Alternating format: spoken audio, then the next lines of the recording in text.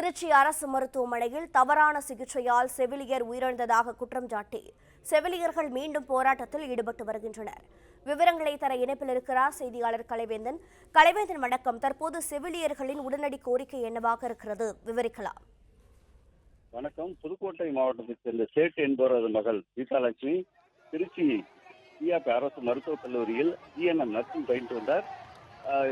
இந்த நிலையில் அவருக்கு நேற்று அறுவை சிகிச்சை மேற்கொள்ளப்பட்டது. சிகிச்சையின் போதுக்கு அவருக்கு அனஸ்தீசியா, அதாவது மயக்கம் மருந்து கொடுக்கப்பட்டது. அப்போது திடீரென அவர் மயக்கமடைந்து இறந்து விட்டார்.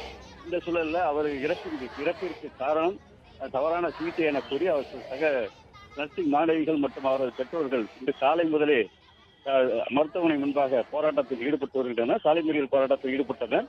அப்போது திருச்சி மாவட்ட ஆட்சியர் சரவணன், அமைச்சர் ரமேஷ் ஆகியோர் மற்றும் டிசி செந்தில்குமார் ஆகியோர் அவர்களிடம் சமாதான பேச்சுவார்த்தை நடத்தினர். உரிய நடவடிக்கை எடுக்கப்படும் என உறுதியளித்தை தொடர்ந்து அவர்கள் போராட்டத்தை கைவிட்டிருந்தனர். இந்த நிலையில சிறப்பு குழு, அதாவது டாக்டர் பாஸ்கர் தலைமையில் 4 பேர் கொண்ட சிறப்பு குழுவும் விசாரணைக்காக வந்துள்ளது. இந்த நிலையில தங்களுக்கு உடனடியாக விசாரணை நடத்த வேண்டும், தவறான சிகிச்சை அளித்த மருத்துவர்கள் மீது உடனடி நடவடிக்கை எடுக்க வேண்டும் என வலியுறுத்தி மீண்டும் அந்த நர்சிங் மாணவிகள் 200க்கும் மேற்பட்டோர் திருச்சி அரசு தலைமை மருத்துவமனை முன்பாக போராட்டத்தில் ஈடுபட்டனர். பிளே ஸ்டோர் மற்றும் ஆப் ஸ்டோரில் இருந்து பாலிமர் செயலியை QR கோடு மூலம் பதிவிறக்கம் செய்யுங்கள். செய்திகளை உடனுக்குடன் பெறுங்கள்.